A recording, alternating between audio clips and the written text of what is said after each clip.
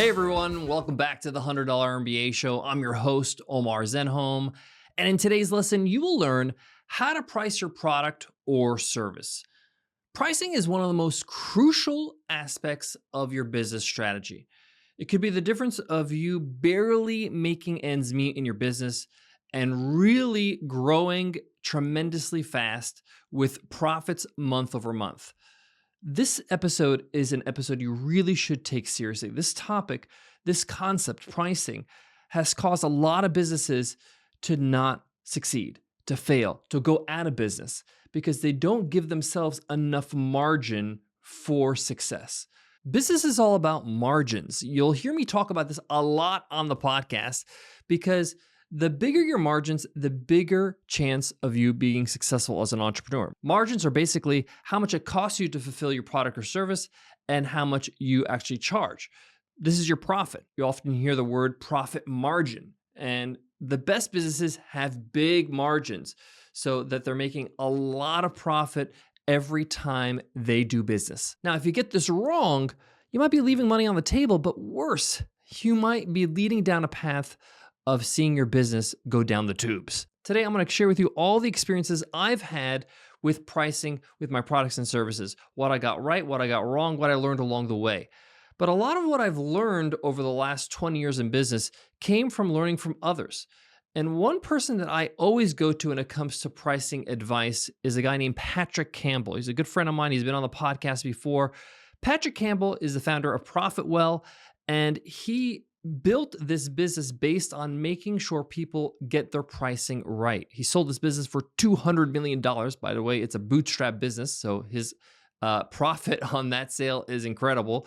But he sold this business for $200 million, and he, in my opinion, is one of the best when it comes to pricing. So I'll be mentioning some of the things he taught me because he consulted for us and helped fix the pricing problems we had with one of our businesses, one of our products, Webinar Ninja. So in today's lesson, I'm going to break down all the steps, things that you need to consider when it comes to getting your pricing right. And then I'm going to make sure that you know exactly what to do and how to do it.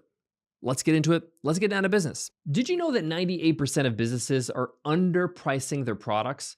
This is according to Patrick Campbell, my buddy from ProfitWell. Many businesses fail to price their products correctly, which can significantly impact their profitability. Today, we're going to make sure you're not one of the 98%. When we launched Webinar Ninja, pricing was one of our biggest challenges we faced. We didn't want to be too cheap. We didn't want to be too expensive. We didn't really know where we landed.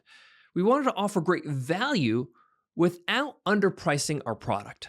We learned that pricing isn't just about covering our costs and trying to please our customers. It's about understanding the market, the value position that we had, and the customer's willingness to pay. The customer's willingness to pay is something that I didn't really learn until later in my entrepreneurial career. Understanding like, hey, I might be selling this thing for way less than they're willing to pay for it. I need to figure out what their willingness to pay is, as well as how I can position myself so I'm not competing with other people in my marketplace, my competition, on price. Because when you compete on price, it's a race to the bottom, to zero. And that's why we start with this first step when getting your pricing right, and that's understanding your value proposition.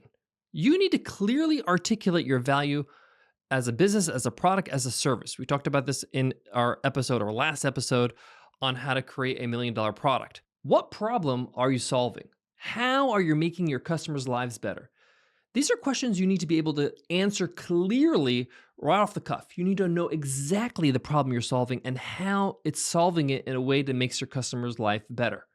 For example, with Webinar Ninja, our value proposition is making it easy and fast for businesses to create and host their webinars. Prior to Webinar Ninja, it would take 2 hours plus to create a webinar with landing pages and email sequences and, the live stream and recording it and the replay and sending out the reminders, all that stuff, right? When Webinar Ninja hit the scene, we promised, hey, no more 2 hours plus to create a webinar. You can create it in seconds and you can run it within 5 minutes. You're set up, you just show up and that's it, done. So that was our value proposition. Now, in your value proposition, you want to make sure you're focusing on what your customer is saving, okay? Now, a lot of people think about money when it comes to saving, but it doesn't have to be just money. It could be time. Your product can save people a lot of time, like in our case with Webinar Ninja, where it took too long to create a webinar. So you want to make sure that whatever your value is, you're showing them, hey, we're saving you time, we're saving you money, we're saving you headaches, we're saving you heartache. Whatever you are saving your customer, make sure it's clear in the solution. And that leads to the second step, value-based pricing. This is probably the most crucial concept you need to fully understand to do this right, to get your pricing right, is that you need to set your prices based on the value you provide rather than just your costs. Okay, rather than what the competition is doing, rather than what do I think they're going to pay. No, this approach can highly justify higher prices and increase your profitability. I'm going to give you a good example. Do you honestly believe that Louis Vuitton bags, for example, or products are better than something that's half the price, right? Probably not. But people are willing to pay for it because it's higher value, or at least we should say higher perceived value. People line up outside of Louis Vuitton just to get into the store so they can buy something, okay? Louis Vuitton has created this value and they've increased their prices to match that value. So therefore, people are happy to pay whatever they're charging. So think about the value you are offering your customers. What are they getting in exchange for your product or service? Think about how much time they're saving. How much is that time worth? How much money they're saving, right?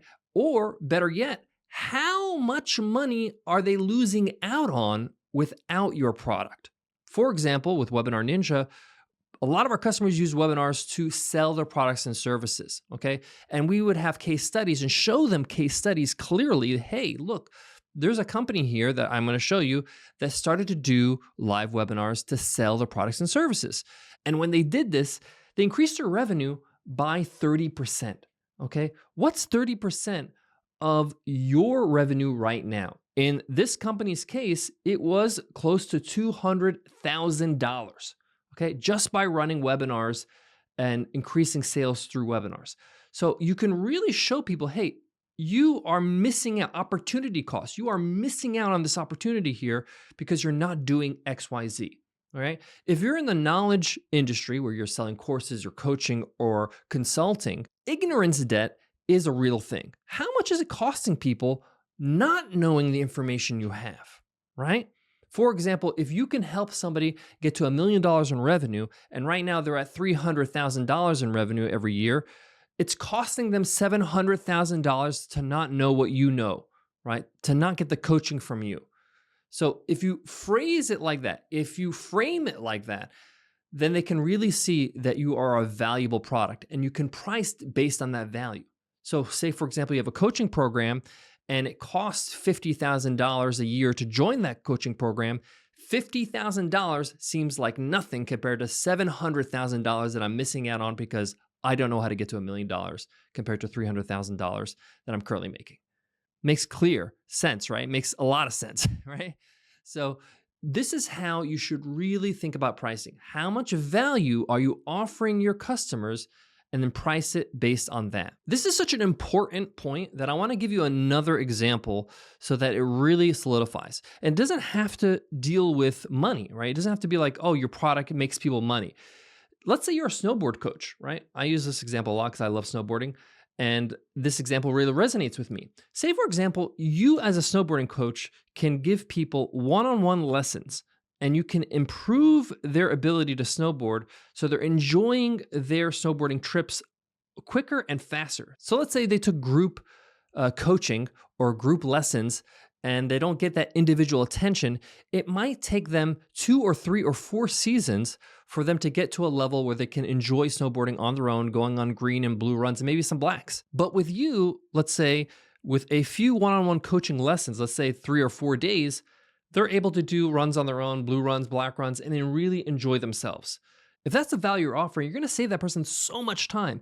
There's so much that you're going to be offering them, meaning that all those seasons where they're struggling on the slopes, they could be enjoying. Look at all the money they're saving on those trips, or how much more enjoyment they're getting out of those trips, the memories they're creating, the fun they're having, right? So it doesn't have to just be about money. It could just also be about just more value. This is a no-brainer. Yes, I want to get better faster. And when you focus on value with your pricing, you don't need to worry about competition so much. Okay, we're gonna talk about competition in a moment, but you don't need to compete on price. Highlighting your unique features and your benefits and why you're so valuable allows you to kind of just play in your own league. You don't need to worry about what others are doing so much because you're offering unique value. One of the things I learned from Patrick Campbell on a consulting call when we were trying to revamp our pricing page at Webinar Ninja is value-based pricing aligns with your price with the benefits your customers receive. So if I have a plan that is, let's say, $59 a month, the value they're getting is going to be at that level, right? So they feel like it's an even exchange. It's a good deal, right? And as I move up in the packages, $99, $200 a month, whatever it might be, they're getting more and more value, right? Allowing you to capture more value. So the more value you offer, the more you charge. Number three, your customer research. I gotta be honest with you. When I first learned about customer research and how to use it to improve our pricing, I was a little bit intimidated. I was like, I'm not really sure that I know how to do this. And who do I ask? How do I ask? How do I find out about my customers when it comes to pricing, which is really sensitive? You're asking people like, hey, how much money do you have? Can you pay me? Right? I was not really sure about how to approach this. And again, I asked my buddy Patrick, and he gave me some solid advice, and I want to share it with you. So, market research is very simple. You're going to conduct some surveys, some interviews, some calls with your customers. You want to understand what your customers need, what their preferences are, and what their willingness to pay is.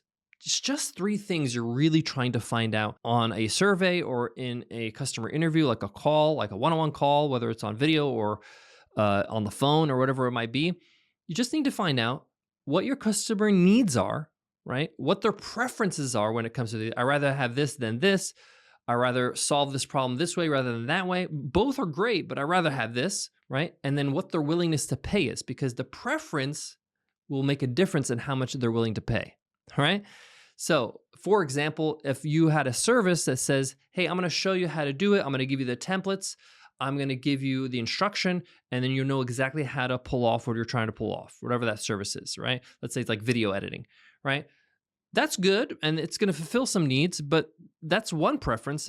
A higher preference is like, can you just do it for me? Can you actually just do all the editing for me, right? So one package could be like, do it yourself, and it's this price. And the higher preference, which is the higher value, where that you do it for them, is more expensive. And this is where we get into willingness to pay. You need to find out what your customers are willing to pay. A lot of people try to guess, right? Don't guess.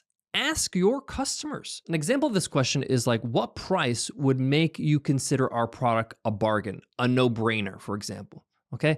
And you can literally ask this question in a survey, on a phone call, in a text message, whatever it might be, okay?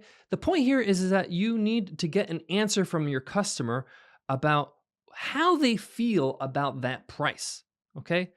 And you don't wanna give them options. You wanna make it open-ended. Let them say, okay? So for example, if you give them 3 package options, we could do X, Y, or Z. How much would you pay for each, right? And they will tell you, I'll pay this much for this one I'm willing to pay this, and this one I'm willing to pay this.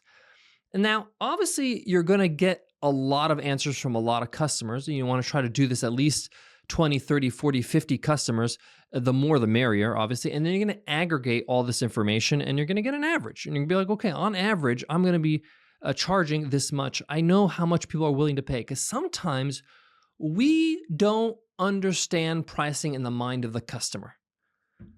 Guys and gals and everybody who's listening, this is critical.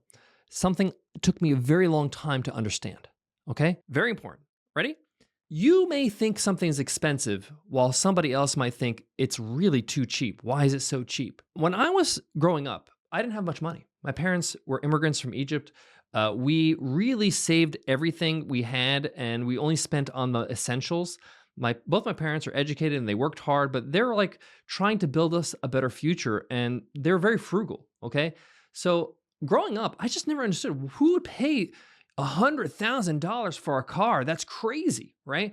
Who would pay $50,000 for a watch, right? That's nuts, right? But It's nuts to me, right? It's expensive to me because of my background, because of my upbringing, because of what I think is expensive, right? It's not universal. Other people will think $50,000 for a watch is nothing. I'll spend $200,000 for a watch, no problem, right? So don't impose your idea of what's expensive onto your customer, okay? Let them tell you because they will tell you, and you need to use what matters to them because they're the people that are important, right? They're the people you're serving, not yourself, okay? A lot of us, we project what we think is expensive, not expensive based on our own backgrounds. Do not do that. There are people with money out there that are willing to spend. Number 4, analyze your competition. You want to be competitive, but at the same time, not copy your competitors. The point of searching and learning and analyzing your competitors is so that you can differentiate yourself. You can learn from their pricing strategies, learn what they're doing, the theory, the how, the why they're doing it as well. And then you can position yourself in a different way in the market. Okay. One of the things that we noticed in our example with Webinar Ninja, we analyze other webinar platforms to see how they're pricing their services, their products, their upsells, their downsells, all that kind of stuff. And then we thought this is really complicated. And a lot of people feel like they're getting nickel and dimed. Maybe the starting price is cheaper, and we read a lot of reviews on review sites about customers complaining like, oh, it started out cheap, and then when I actually added everything I needed, right, it became more expensive than the other products that I looked at. So we used that to our advantage, and we made it very simple for people to buy our product. We actually called it simple pricing, value-based pricing. So people are like, hey, you're not going to get something that you can't fully use. When you buy our product, when you buy a plan, you're going to get everything you need to be successful with webinars. We're upfront about, hey, these are the plans. The reason why we charge more is because it costs more for us to provide this service. Also, these features are only for people that are at a certain level and can't afford this price, right? We were just very upfront about it, and people really thought that was refreshing, that there was no hidden fees and there's no games being played. So we basically did the opposite of our competition, but we wouldn't have known what they were doing if we didn't do the analysis. Number 5, test different pricing models. Pricing is all about testing. When you set your prices for a product or service, it's just the beginning. It's the first test, right? It's the first experiment. We've changed our prices with our products and services so many times, whether it's at the $100 MBA or Webinar Ninja or any other business I have in the past. It's really important for you to test, okay? It's not written in stone. Do not worry. By the way, a lot of people, they get scared to change their pricing because they think, what if somebody who bought my product or service before learns that my product or my service is cheaper now? And they're going to get upset. We don't get upset at that as consumers, okay? And if they do get upset, you can address that issue one-on-one. You can address that individual issue at a time. It's not a reason for you not to make a critical decision in your business. When you go into a store and buy a pair of pants, for example, or a shirt, or even the latest iPhone, you don't get upset if like tomorrow there's a sale and they're cheaper, okay? You just understand that's the nature, that's the risk of buying something at any time, okay? It's going to happen. That's okay. You have to test your pricing. Don't be held back by being afraid that you might ruffle some feathers. It's all about experimentation, whether it's different pricing models, whether it's packaging, whether it's the actual price itself, whether it's you want to say, hey, the product is this standalone product and then you have some add-ons, or maybe you want to do like a kind of a pricing that has everything included and is a higher price. Test. For example, we experimented with different pricing tiers with Webinar Ninja a ton of times. We found offering a freemium model versus a free trial versus a free plan versus a premium feature kind of higher end tier. We tried all kinds of things and we found out what works best for our audience, not by just guessing, by testing, collecting the data for a period of time and then trying something different and seeing what's the difference here? What's going on here, right? Now, it's a lot of work. I'm going to tell you something that a lot of people don't talk about, but pricing and changing your pricing and iterating on your pricing, it's a lot of work, especially if you're in software, especially if you have to keep track of all these different plans that you've had in the past, legacy plans, all that kind of stuff. It was a bit of a headache, but it was well worth it because it made a big difference when it came to our revenue and profitability. Let me wrap this up in a bow in a package that you can fully understand let's go down the checklist of the things that will really nail your pricing. Number one, understand your value proposition. What are you offering your customers? What problems are you solving for your customers? Clearly articulate that. Number two, how are you going to use value-based pricing? What value are you offering your customers, and how is the pricing related to that? Remember that people are happy to pay if you give them more value, okay? Think about what the alternatives are. What are they paying for now in terms of time, effort, money? What are they missing out on? What are some things that they're not achieving because they haven't got your product or service? Okay. Number three, okay, we're going to make sure that we understand our customers really well. We're going to do customer research. We're going to do surveys. We're going to talk to them. We're going to find out those three things: the needs, the preferences, and the willingness to pay. Okay. Number four, analyze your competition, understand where they're at in pricing, how they're packaging, what are people complaining about, how are you going to do things differently. Number five, test. Different models for packaging, different upsells, downsells, add-ons. How do you want to simplify? Do you want to make it a little bit more experimental, or a chance for people to choose a la carte the way they want to? I learned this from Patrick when it comes to pricing models, that some things in your business, people are not willing to kind of want in the packaging. Some people, they say, oh, I'm going to bundle everything and say this is the price. Well, some people don't want those things. They feel like, why am I paying for things I don't want, right? I'd rather have this other competitive product that doesn't have this and is a little bit cheaper. So don't do that, right? Some things, and you'll learn when you talk to your customers, are only features or products or services that people of specific needs would like. And those make great add-ons. And those things, by the way, they're willing to pay for that because it's so niche, okay? So for example, with Webinar Ninja, people are willing to pay for an add-on like having an admin role. Not everybody has a big team where they need admins and different people. So the willingness to pay was high for that, and that add-on made total sense, okay? So think about how you're gonna package, test different models. Thanks for tuning into the $100 MBA Show. Hope you found this episode valuable and are now ready to set your prices right with your products and services. But before I go, I wanna leave you with a thought, something to think about as you implement this. What products or services that you subscribe to, or that you buy regularly, or have bought in the past, that you feel are great value despite the price? Something expensive, maybe a holiday you took, maybe a hotel night at a really nice hotel. Why were you happy to pay that expensive price, or that more than average price? What about it that made you feel like it was worth it? Dissect how you spend, and then you'll know how to charge, okay? On the flip side, what are some products or services that you have, do you feel like, oh, I'm kind of just paying for it because I have to? But if there was a competitor that came out, if somebody disrupted the market, would you jump on the opportunity to get something a little bit different that's a little bit cheaper, or even more expensive, but does it better, okay? Think about the things that you consume right now. Like for me, for example, the product that I'm happy to pay for is YouTube Premium. YouTube Premium is like $15 a month. It's a pretty expensive subscription considering other subscriptions are pretty inexpensive. I think it's more expensive than Netflix, right? But I consume YouTube a lot. I love YouTube, and I don't want to spend time on ads, right? And the kicker for me was a buddy of mine, Noah Kagan. He told me, you should sign up for YouTube Premium. I said, why? What is this? I never heard of this before. This is back in the day. I think it was 2015 or something, or 16. And he told me, I added up the seconds that I waste watching ads on YouTube, and it like totaled to like a few days of my life every year. I'm like, what? Are you kidding me? No, that's ridiculous. People that value their time are going to pay $15 a month. And I'm one of those people. So think about the products that you consume that you feel like, I'm happy to spend on it. Find out, why do you feel that way, right? Think about that. And then what are some things that, or products or services that you've consumed in the past, or consider, or maybe continue to consume, and you're like, I wish there was an alternative. I feel like I'm being gypped here. Not enough value. There you have it, guys. Thanks so much. I hope these insights helped. If you want more of the $100 MBA Show, just head on to our website, 100mba.net. We have over 2,500 episodes of the podcast that you can listen to. You can subscribe on Apple Podcasts, on Spotify. You could subscribe here on YouTube if you're watching the video right now.